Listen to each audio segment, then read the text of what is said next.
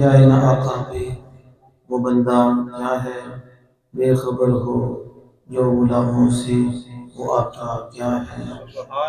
فریاد امتی جو کرے، فریاد امتی جو کرے حال زار میں، ممکن نہیں کہ خیر بشر کو خبر نہ ہو۔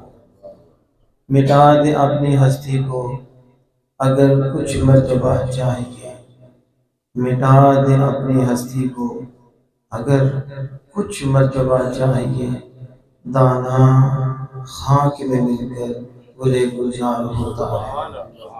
خالق کائنات مالک کائنات جل جلالہ کے فضل و کرم اور اس کی توفیق سے نبی مکرم فخر دو عالم صلی اللہ تعالی علیہ وسلم کی نظر عنایت سے میں اور آپ آج یہاں اللہ کی ایک بندیہ محترم عبدالرزاق صاحب اہلیہ محترم راشد صاحب عادل صاحب کی والدہ مرحومہ محمد یاسر صاحب کی بھائی جان ان کے ایصال ثواب کے لیے اور دعا کے لیے حاضر ہوئے ہیں۔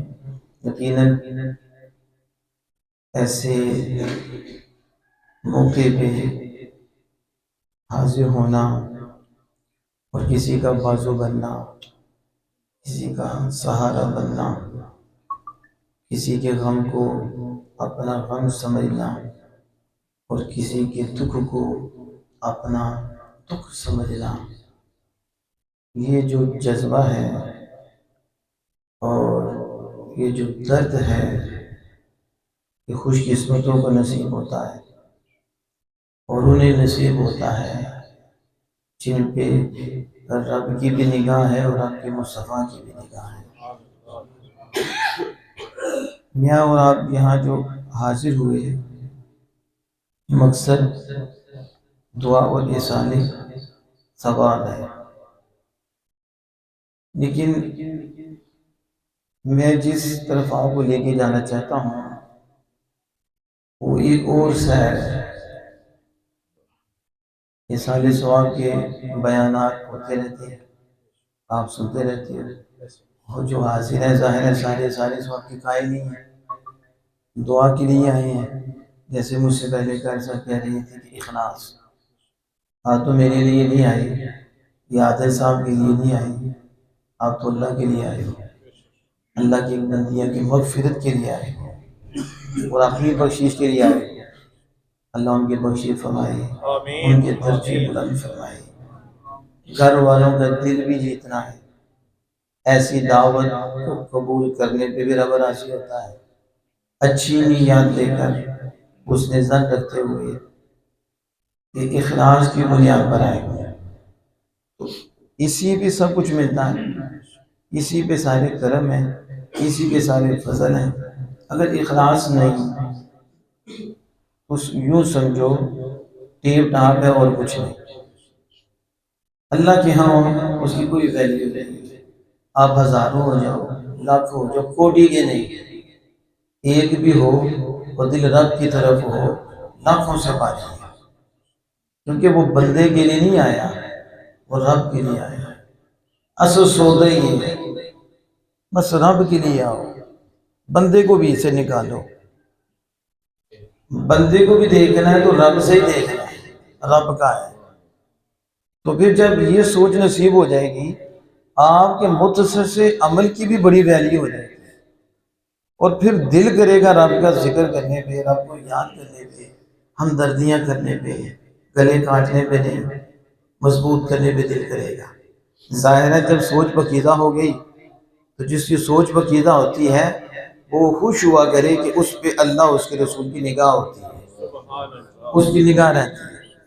اور اب یہ بھی اگر کسی کے ذہن میں کوئی خیال ایسا ہو تو وہ دور کر سکتا ہے کہ میں کسی کو منہ دکھانے کے لیے نہیں آیا، میں رب اور رب کے مصطفیٰ کے لیے آیا ہوں اور دعا کے لیے آیا ہوں، ہمدردی کے لیے آیا ہوں۔ یہ جذبہ اللہ کو اتنا پسند ہے، اتنا پسند ہے، ہم نے جو پڑھا ہے کوئی دنیا میں ایسا میٹر نہیں اس کے ذریعے اس کے اجر کو ناپا جا سکے۔ اللہ عز و جل اس ہمدردی اور اس جذبے اور اس احساس سے نکلے ہوئے الفاظ کی کتنی قدر کرتا ہے اور کتنا عطا فرماتا ہے، کتنا نوازتا ہے۔ ایک طرف لاکھوں روپیہ لگتا ہے لیکن خیال دنیا کا ہے، کچھ بھی نہیں، اور دوسری طرف ایک محبت بڑا کلمہ ہی بولتا ہے، ایسا بھی کوئی نہیں، ٹائم بھی زیادہ نہیں لگا، صرف ایک مختصر سی بات کرتا ہے اور اس بات سے دل جیت لیتا ہے۔ باپ کا جیت لیتا ہے، ماں کا جیت لیتا ہے، بھائیوں کا جیت لیتا ہے، بہنوں کا جیت لیتا ہے، ہمسایوں کا جیت لیتا ہے، بچوں کا جیت لیتا ہے، لیکن ایک کلمہ ہے، کتنا ٹائم لگتا ہے، اور وہ کلمہ اس کی زبان سے نکلتا ہے ہمدردی کی بنیاد پر، اصلاح کی بنیاد پر، خیر خواہی کی بنیاد پر، درد رکھتے ہوئے اللہ کو اتنا پسند ہے کہ اسے پتہ ہی نہیں کہ اسی کلمے سے اللہ نے اسے جہنم سے آزادی عطا فرمائی۔ اب اس کی طرف آپ نے توجہ کرنی ہے کہ جو ایصال ثواب ہے اس کی حقیقت کیا ہے؟ حقیقت کیا ہے اس کی حقیقت اگر آپ غور کریں تو آپ خود بھی کہیں گے کہ ایصال ثواب کی حقیقت ہمدردی ہے۔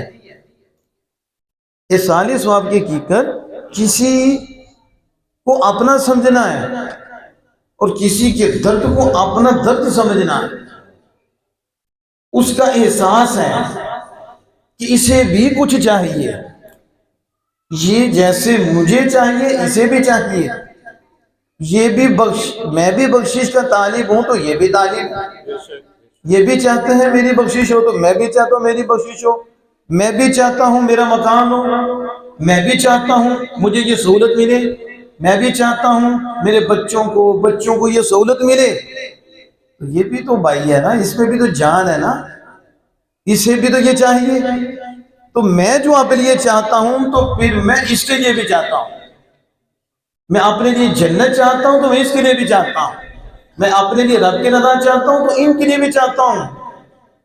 اگر میرے کے تو روڑے کھڑے کرتا ہے تو مجھے تکلیف ہوتی ہے، تو میں اپنے لیے نہیں چاہتا تو میں اس کے لیے بھی نہیں چاہتا۔ میں اگر کوئی اسے پریشان کر رہا ہے، مجھے کر رہا ہے، مجھے تکلیف ہے، تو میں اپنے بھائی کے لیے بھی نہیں چاہتا، جیسے مجھے تکلیف ہوتی ہے میرے بھائی کو بھی ہوتی ہے۔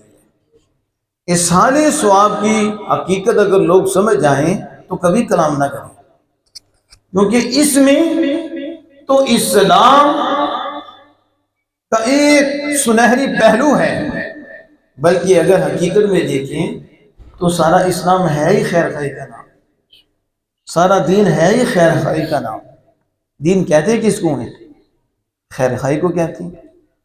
تو جس کے اندر دین آ جاتا ہے وہ خیر خواہ ہو جاتا ہے، وہ بلائی چاہنے والا ہو جاتا ہے، وہ بلا کرنے والا ہو جاتا ہے، وہ ٹانگیں کاٹنے والا نہیں ہوتا، وہ پیچھے پلان اور منصوبے بنا کر گھر کے گھر تباہ کرنے والا نہیں ہوتا، بلکہ وہ گھر کے آباد کرنے کی سوچنے والا ہوتا ہے اور لوگوں کو جوڑنے اور ملانے والا ہوتا ہے، کیونکہ اس کے اندر دین کا نور آیا ہے۔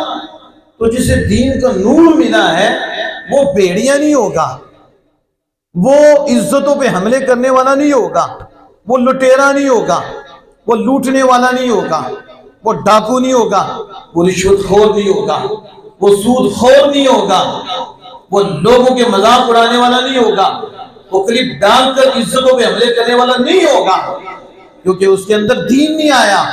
جس کے اندر دین آ جاتا ہے وہ خیر خواہ ہو جاتا ہے، وہ اپنے کو پیچھے کر لیتا ہے، دوسروں کو آگے کر دیتا ہے۔ یہ سوچ ایصال ثواب میں چھپی ہوئی ہے، اور یہ احساس کی دولت جس کی بنیاد پر آنے والوں کو اللہ اتنا دیتا ہے کہ سمجھ سے باہر ہے، جانے والے کو اتنا اجر نہیں ملتا، جانے والے کو اتنا ثواب نہیں ملتا جتنا یہاں آ کر وہ اللہ کی رضا کے لیے وہ احساس رکھتے ہوئے کہ میرا ایک ایمانی بھائی ہے اور رشتہ اور تعلق ہے وہ درد اور وہ جذبہ رکھتے ہوئے ہاتھ اٹھا دیتا ہے، میرا مالک مجھے نوازتا ہے۔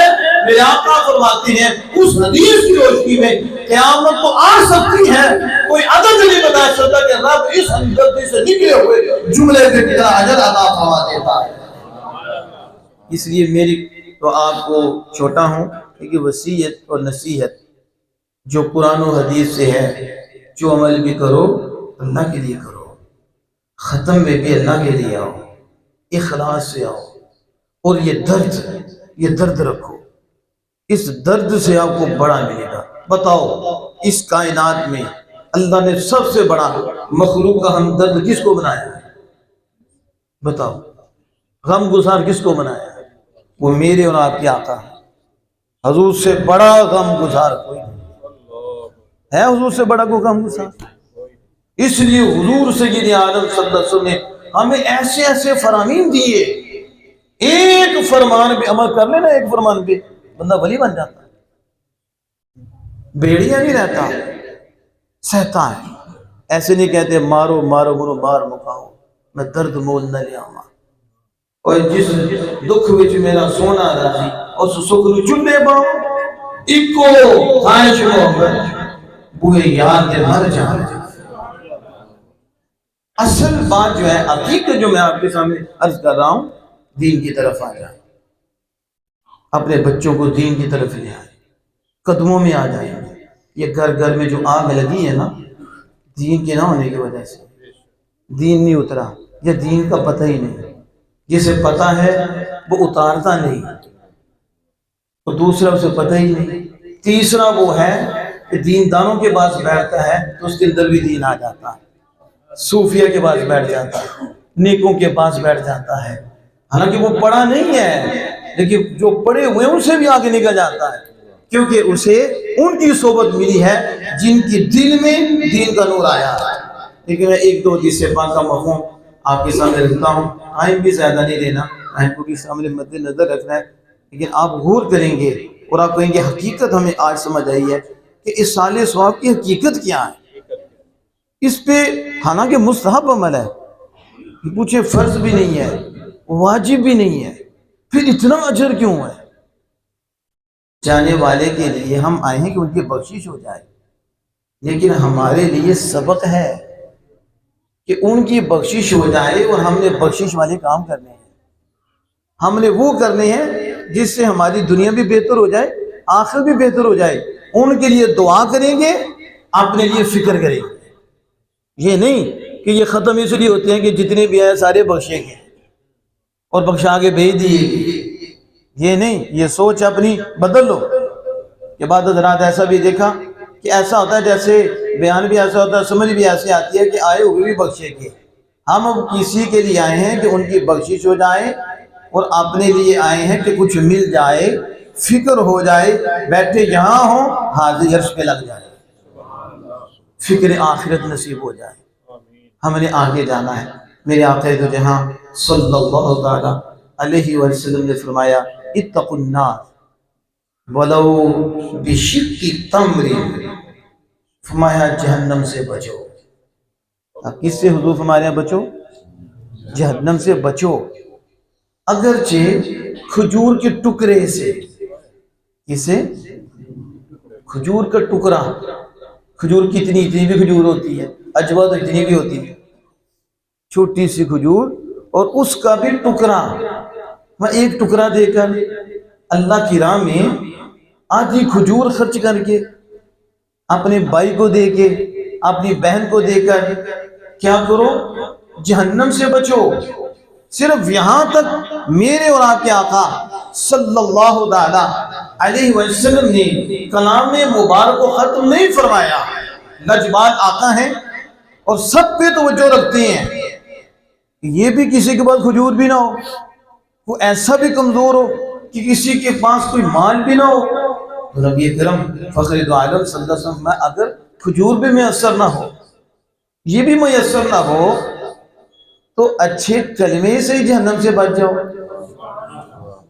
کس سے بچ جاؤ؟ اچھے کلمے سے جہنم سے بچ جاؤ۔ حدیث پاک یہاں کمپلیٹ ہے. میں آپ سے پوچھتا ہوں آدھی کھجور سے بندہ جہنم سے کیسے بچ جاتا ہے؟ ایسا بھی کرم ہوتا ہے. اور ایک کلمے اچھے سے بھی بندہ جہنم سے بچ جاتا ہے. تو ہم میں جو صاحب شعور ہے نا وہ کہیں گے بات کھجور کی نہیں ہے، آدھی کھجور کی نہیں ہے، بات احساس کی ہے. اس نے اپنا سمجھا، اس نے اس کا درد رکھا ہے کہ جیسے مجھے ضرورت ہے ایسے بھائی کو بھی ضرورت ہے. اور اللہ کے محبوب بتا رہے ہیں رب کو مخلوق کے ساتھ ہمدردی اور جذبہ اتنا پسند ہے کہ تمہارا چھوٹا سا بھی تمہاری بخشش کا ذریعہ بن جاتا ہے. بندے نمازیں پڑھ کے یعنی کہاں پہنچ جاتے ہیں. نماز بڑا مقام رکھتی ہے، پھر بھی ہو سکتا ہے اسے وہ مقام نصیب نہ ہو جو ایک بندے کے دل جیتنے سے حاصل ہو جاتا ہے. یہ حضور فرما رہے اتنا احساس ہے. اب اگر یہ جس بات آپ سماعت فرمائیں، نبی مکرم فخر دو عالم صلی اللہ علیہ وسلم فرماتے ہیں، مفہوم حدیث ہے، جس نے میت کو 40 قدم کندھا دیا اللہ جل وعلا اس کے 40 کبیرہ گناہ معاف فرمائے گا. کون سے؟ صغیرہ نہیں. یہ علامہ صاحب بیٹھے نے پوچھے کہ کبیرہ میں شرط ہے توبہ، اور پھر جو کبیرہ گناہ ہے ایک شرط نہیں ہے اس کی شرائط ہے. اگر حقوق کی بات ہو تو 4 شرطیں ہیں، اور مفتی صاحب تو 5ویں شرط بھی لکھتے ہیں کہ توبہ کی 5ویں شرط بھی یہ ہے کہ تمہارا دل گنبد حضرا کی طرف حضور کی طرف بھی ہو، اور ادھر دل عرض کرے تو 4 شرطوں کے ساتھ وہ بھی شرط ہو، پھر اللہ کے بارگاہ میں قبولیت ہو جائے. لیکن اس حدیث پاک میں مومن کی رسپیکٹ بتائی گئی، اور جو احساس کرتا ہے اسے بتایا گیا کہ مخلوق کا احساس کرنے والا اور مخلوق کا کندھا بننے والا، مخلوق کا درد رکھنے والا، اسے کچھ سمجھنے والا، اسے عزت دینے والا اللہ کے ہاں اتنا وہ پسندیدہ ہے، اور اللہ کے ہاں اسے اتنا بڑا انعام ملتا ہے.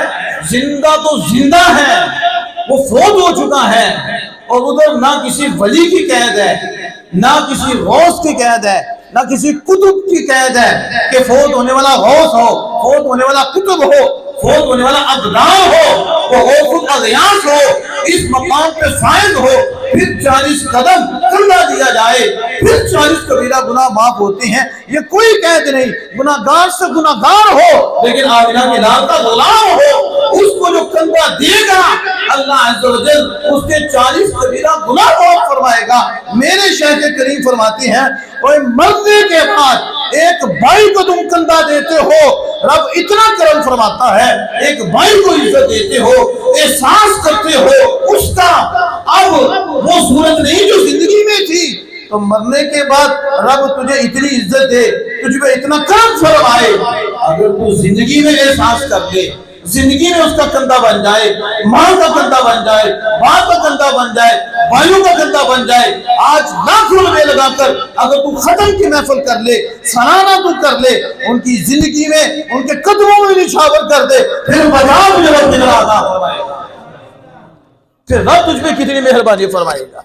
اصل یہ احساس اصالِ ثواب میں بھی ہے کہ آپ نے جتنا پڑھنا سننا سنانا ہے یہ بھی تو آپ نے انہی کو عطا کرنا ہے. مالک تو آپ ہی بنے ہیں نا. یعنی اب جو میں بیان کر رہا ہوں اگر یہ اخلاص کی بنیاد پر ہے تو اس کا اجر میری ملکی میں ہے اور میں اس کا مالک ہوں. جتنے سن رہے ہیں اخلاص کی بنیاد پر اس کا جتنا بھی اجر ہے آپ اس کے مالک ہو. تو جب آپ مالک ہو تو آپ اپنا مال جس کو چاہو دو. جب آپ کو اللہ نے دے دیا تو مسئلہ تو کوئی نہیں. اب میری چیز ہے میں جس کو چاہوں دوں، لیکن یہ مادی چیز ہے دینے سے ختم ہو جاتی ہے.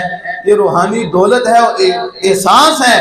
جب بندہ دیتا ہے یہ بڑھتا ہے، یہ زیادہ ہوتا ہے. لیکن جب احساس سے دیا ہے اور اپنے لیے رکھیے تو اجر اتنا نہیں ملے گا، اور جب یہ بھائی کو دے گا اور زیادہ کو دے گا اللہ اس کا اجر بڑھاتا جائے گا. کیوں؟ کیونکہ اس نے صرف اپنا نہیں سوچا، اس نے اپنے بھائی کا سوچا ہے، اس نے اپنی بہن کا سوچا ہے۔ یہ جو میری گفتگو کا لب لباب آپ کے سامنے آ رہا ہے کہ ختم ہو یا کوئی ہو، احساس کرو۔ کیا کرو؟ احساس کرو اللہ پاک دل کی دولت دے دے گا، سکون کی دولت دے۔ یہ لوگ دیکھو نا روتے ہیں، ہمیں قلبی اطمینان نہیں۔ ہمارے شیخ صاحب یہ نسخہ دیتے ہیں کہ اگر تم قلبی اطمینان چاہتے ہو کہ تمہارا دل مطمئن ہو جائے، آپ نے دیکھا نا اے سی بھی لگا ہو، اب تو سردی کا موسم ہے، ہیٹر بھی ہو، ہیٹرنگ بھی ہو، اور باہر سے ٹھنڈی ہوا بھی نہ آئے اور سارا سسٹم اندر سے ٹھیک ہو، تو جسم کو آرام تو مل رہا ہے، لیکن ضروری نہیں کہ اندر کی روح بھی سکون میں ہو، وہ تڑپ رہی ہو، اسے نیند ہی نہ آتی ہو، لیکن جسم کو آرام مل رہا ہے، اندر کا پنچھی تڑپ رہا ہے، اسے سکون نہیں مل رہا۔ تو میرے شیخ صاحب ایک نسخہ دیتے ہیں، مطلب وہ کرو تو تمہیں اندر کا سکون مل جائے گا، تمہارا دل مطمئن ہو جائے گا۔ کس طرح؟ وہ آپ مثال دیتے ہیں کہ جب آپ دبواتے ہیں تو آپ کو آرام ملتا ہے، ایسا ہی ہوتا ہے، اور جب آپ کھاتے ہیں آپ کو آرام ملتا ہے۔ ضروری تو نہیں سکون ملے اور اطمینان ملے، کیونکہ روح کوئی کھانے سے مطمئن ہوتی، روح کی غذا کھانا تو نہیں نا، روح کی غذا تو اللہ اور اس کے رسول کی اطاعت ہے، اس کی تو فرما برداری ہے۔ تو یہ دبوانے سے جسم کو راحت ملتی ہے، کھانے سے بھی جسم کو راحت ملتی ہے، اور یہ گرم ماحول میں بھی جسم کو راحت ملتی ہے، ہم لباس پہنتے ہیں جسم کو راحت ملتی ہے۔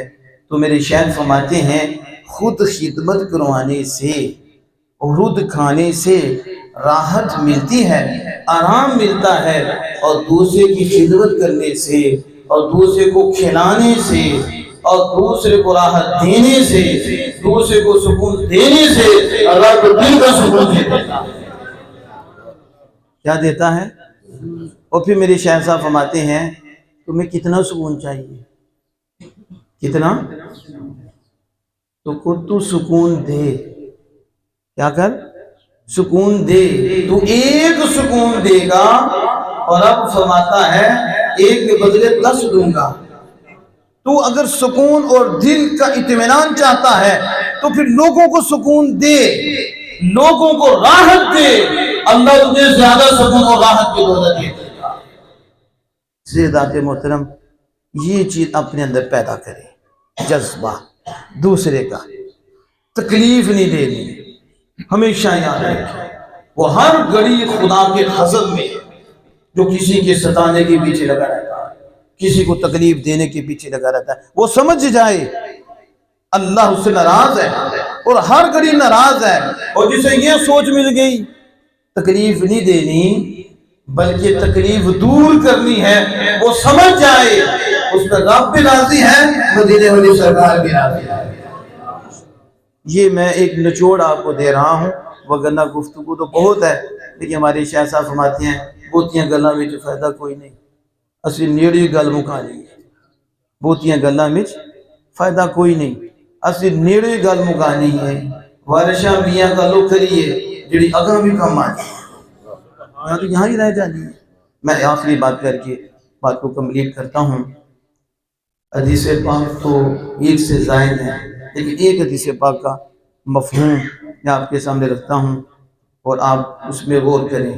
بخاری شریف میں یہ حدیث پاک موجود ہے، اس کے ساتھ دوسری حدیث پاک بھی جو میرے ذہن میں وہ بھی بخاری شریف میں موجود ہے کہ ایک بلی کو عورت گھر میں بند کر کے چلی گئی اور اس کے کھانے کا انتظام نہیں کیا، کھانے کا انتظام نہیں کیا، بلی مر گئی۔ رسول اللہ صلی اللہ علیہ وسلم فرمایا وہ عورت جہنم میں گئی۔ توجہ فرمانا، وہ عورت کہاں گئی؟ جہنم میں۔ کیوں گئی؟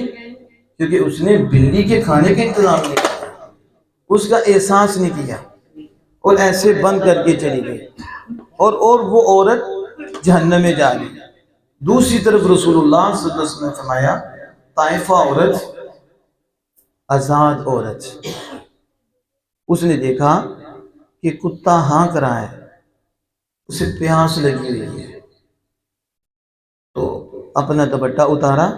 تو اس وقت کی جو فاحشہ عورتیں تھیں وہ بھی دوپٹہ رکھتی تھی سر پہ، وہ بھی وقت تھا، کاش اللہ ہمیں سمجھ عطا فرمائے۔ بے حیا عورتیں بھی اس وقت دوپٹہ رکھتی تھی سر پہ۔ آپ شریف خاندانوں کا کیا حال ہے؟ تو وہ سر پہ دوپٹہ اتارا، تو آج کل کی جوتی تو نہیں نا، دوسری جوتی تھی، اسے باندھا، ڈالا، پانی نکالا اور نکال کر کتے کو پلا دیا۔ میرے آقا دو جہاں صلی اللہ علیہ وسلم فرماتے ہیں اللہ نے اسے بخش دیا۔ کردار دیکھو اس عورت کا، یہ تانے نہ دیا کرو، اس کا پتہ ہی کوئی نہیں مالی کا، جسے آپ سمجھ لو بڑا عمل کیا ہے ہو سکتا وہ قبول نہ ہو، جسے آپ متصصہ سمجھ رہی ہیں، یعنی ایک اچھا لفظ بولا ہے آپ نے، آپ کو پتہ ہی نہیں آپ کی بخشی کا ذریعہ بن گیا، آپ نے اسے بس سہارا ہی دیا، اٹھایا ہی ہے، آپ کو پتہ ہی نہیں، اللہ نے اسی وجہ سے بخشی فرما دی۔ کسی نے مکھی کے لیے سیاہی کا انتظام کر دیا، رب نے اس کی بخشی فرما دی۔